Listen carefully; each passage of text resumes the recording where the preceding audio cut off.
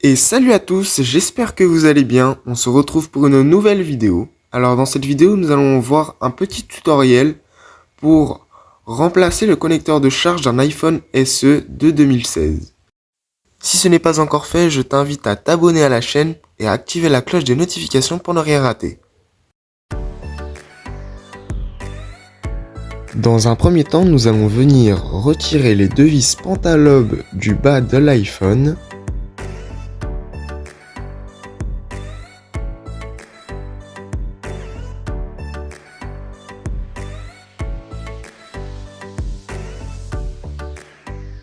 Puis placer la ventouse pour créer un petit point d'insertion entre le châssis et l'écran du téléphone. Dans mon cas, je n'ai pas besoin de chauffer l'écran car il n'y a plus de joint d'étanchéité sur mon iPhone. Par la suite, nous allons venir placer un médiateur pour déclipser tous les côtés de l'écran et ainsi pouvoir soulever l'écran. Faites attention en ouvrant le téléphone car la nappe du bouton Touch ID est encore connectée à l'iPhone. Donc comme on peut le voir, il y a un petit cache qui permet à la nappe d'être protégée.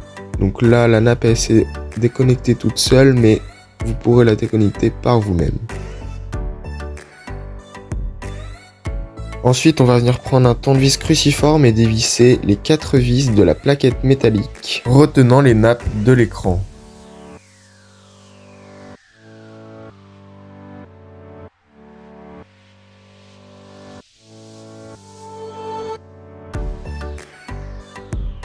Ensuite, on vient prendre une spatule et déconnecter les 3 nappes retenant l'écran.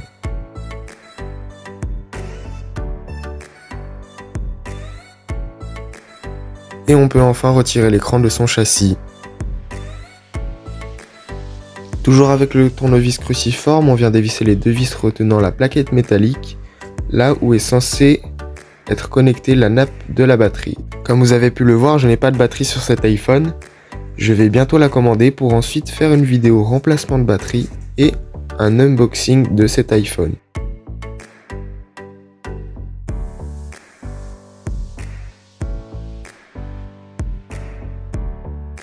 Avec la spatule, on vient déconnecter la nappe du port de charge et celle de l'antenne Wi-Fi si je ne me trompe pas.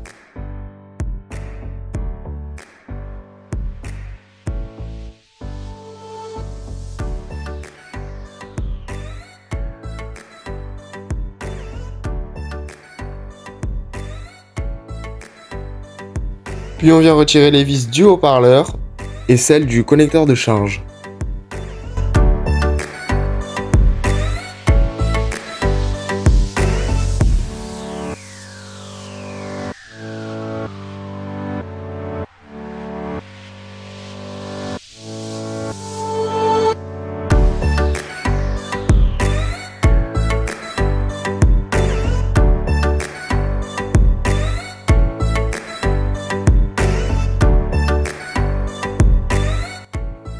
Faites attention à la petite nappe permettant de connecter le Touch ID.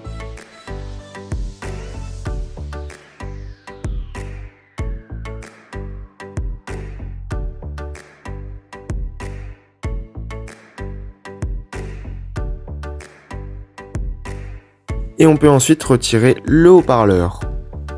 La prochaine étape consistera à retirer le port de charge du châssis.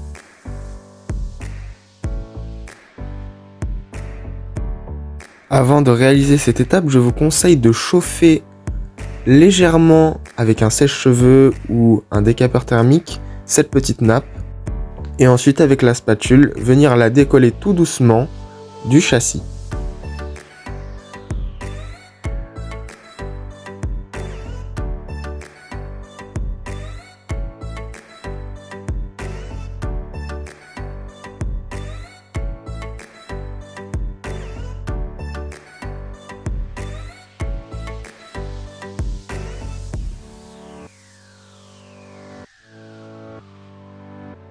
Avec la pince, je vais venir retirer la petite housse protectrice du micro. Je ne sais pas exactement comment cela s'appelle, mais c'est une petite housse qu'il faut venir retirer de son emplacement pour ensuite retirer le port de charge du châssis.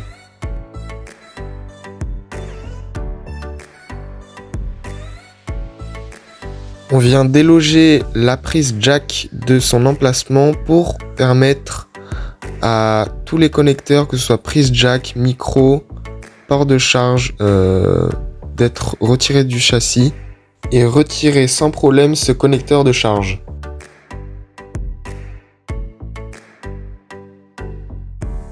Voilà, donc nous avons maintenant le port de charge qui est retiré dans son emplacement. Vous pouvez procéder au remplacement de celui-ci en le changeant par un neuf si besoin. Là, pour ma part, je vais garder le même port de charge pour la vidéo, bien évidemment. Et on peut ensuite passer au remontage. C'est pas bien compliqué, on a juste à reprendre les mêmes étapes, mais en sens inverse.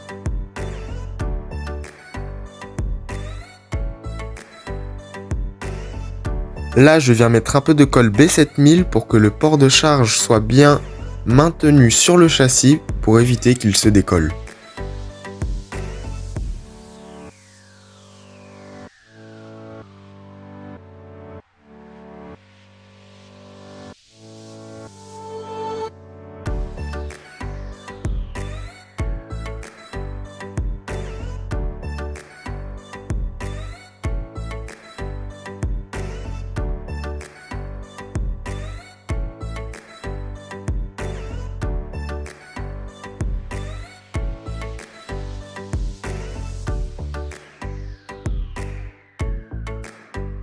Une fois que tout est bien remis dans son emplacement, que ce soit port de charge, prise jack, je vais pouvoir enfin revisser toutes les vis sur le port de charge.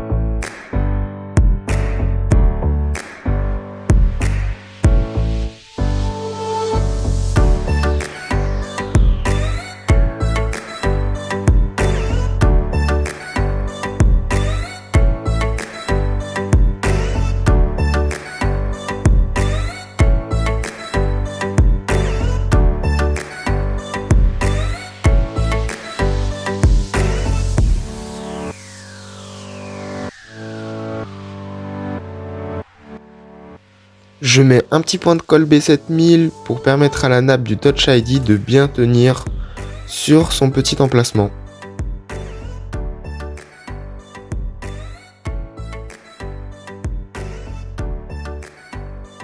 Et je maintiens tout ça pendant environ 5 minutes.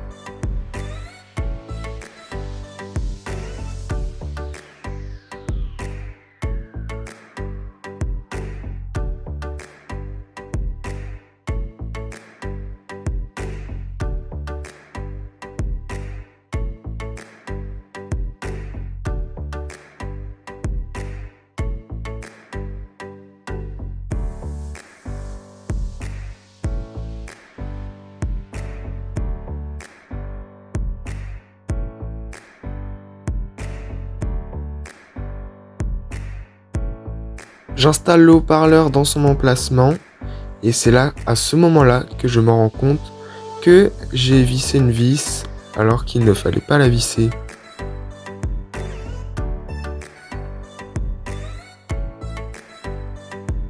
Donc c'est parti pour dévisser cette vis et ensuite placer le haut-parleur et revisser la vis.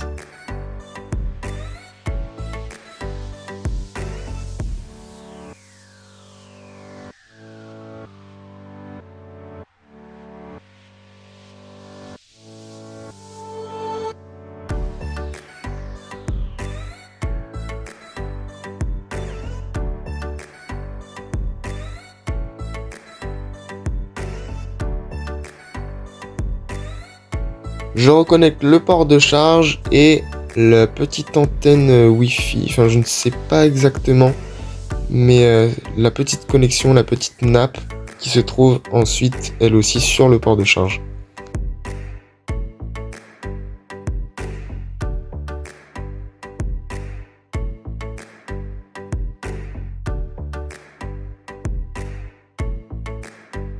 Je viens replacer la plaquette métallique et la revisser.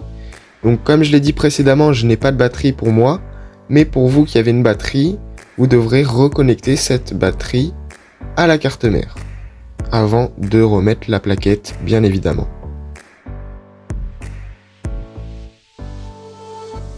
On vient maintenant reconnecter l'écran au châssis pour ensuite remettre la plaquette et la revisser.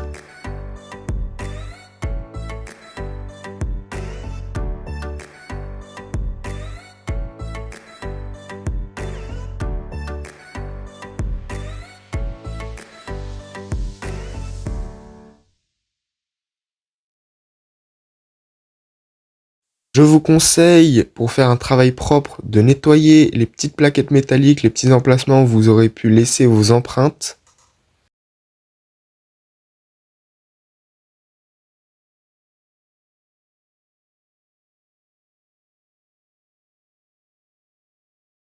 Avant de pouvoir refermer le téléphone, bien évidemment, on vient reconnecter la nappe du Touch ID.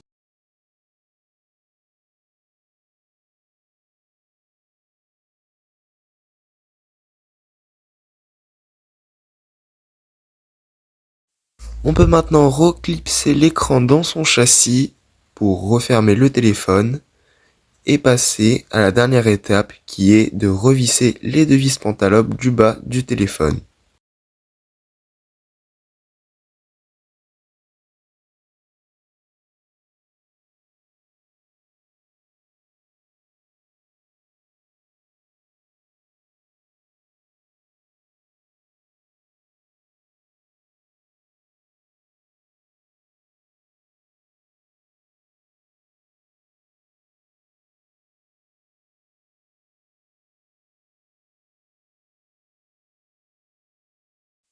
Et voilà, c'est la fin de cette vidéo. J'espère qu'elle vous aura plu. N'hésitez pas à liker, à vous abonner, à faire un petit commentaire si vous avez une question. Bien évidemment, je réponds toujours aux commentaires.